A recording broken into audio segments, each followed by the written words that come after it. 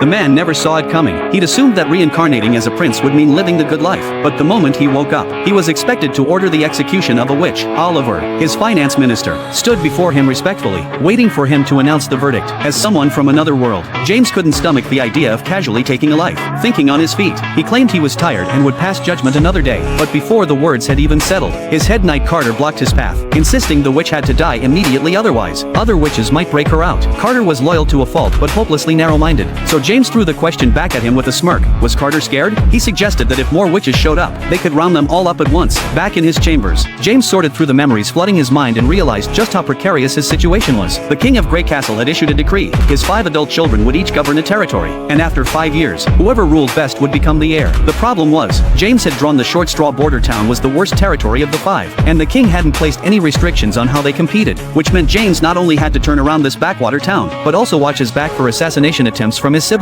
Standing before the mirror, James studied his reflection and made a promise to himself. Since he'd been given this second chance, he was damn well going to survive. Before long, Oliver came to see him again, this time bringing a peculiar coin. Guards had found it in the western forest. It bore the emblem of the Witch Cooperation Association, an organization that gathered witches to search for the legendary Holy Mountain. Now that James hadn't executed the witch, they'd likely come to the town to rescue her, and witch powers were more than even knights could handle. But James didn't panic. Instead, he saw this as an opportunity to learn more about witches. He immediately ordered Oliver to take him to the prison. He wanted to meet the witch he'd spared. The moment they reached the cell, Carter went on high alert. James told him to relax, then approached the witch and gently asked her name. The girl was called Anna. James asked why she'd been branded a witch. Turned out Anna's family had been caught in a mine collapse. Her father's leg was crushed by a falling beam, and gold coins spilled onto the ground. The people nearby didn't just try to steal the coins, they wanted to kill her father too. In desperation, Anna's magic awakened. Flames consumed the attackers. Later, her own father turned her in for the reward money. Looking at the frail but defiant girl before him, James became even more certain that witches weren't evil. Their magic might be exactly what he needed to escape Border Town's predicament. So he stepped forward and removed the God's Stone of Retaliation,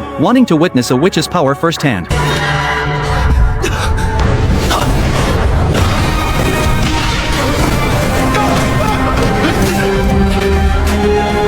Anna walked toward James step by step. Oliver backed away in fear, thinking she was about to take revenge, but instead, Anna extinguished her flames. This only strengthened James's conviction that he'd made the right call. He stood before her and said, After that, James ordered Oliver to execute a substitute prisoner at noon, disguising it as the witch's execution to cover up Anna's survival. Then James turned his attention to Border Town's situation. He told Oliver to compile the past decade of financial records. Oliver